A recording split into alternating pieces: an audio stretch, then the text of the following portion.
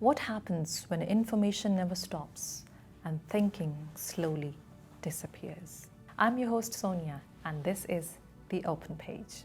Today we turn to the English novel Feet, written in 2002 by the American writer Mathew Tobin Anderson, a story set in a future that feels uncomfortably close to our present.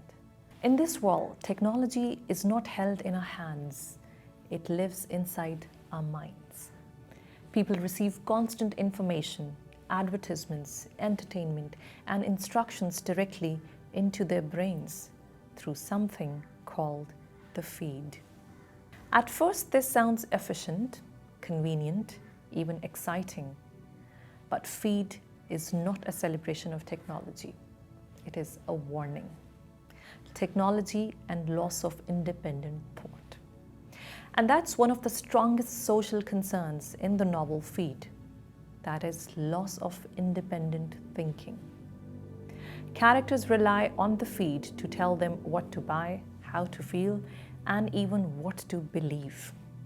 Language becomes simpler, curiosity becomes weaker, and reflection becomes rare. So Feed quietly asks an important question. When technology thinks for us, do we slowly forget how to think for ourselves? This is not just science fiction.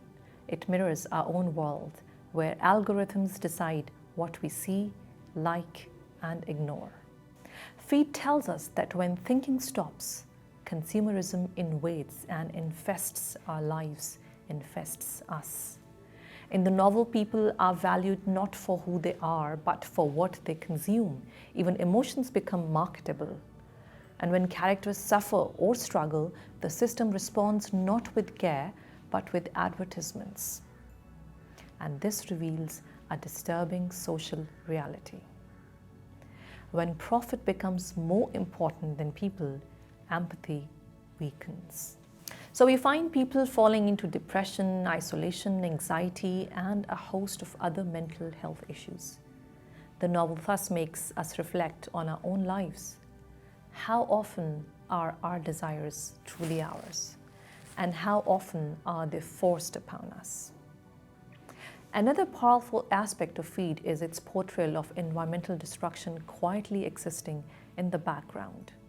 The planet is damaged, nature is unstable, and most characters barely noticed because they are distracted. Distracted by endless entertainment, shows, games, music, streams in their heads.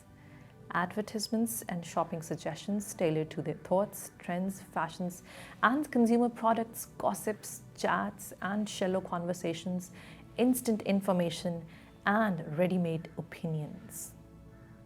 Environmental harm becomes normalized. And this reflects a dangerous social habit.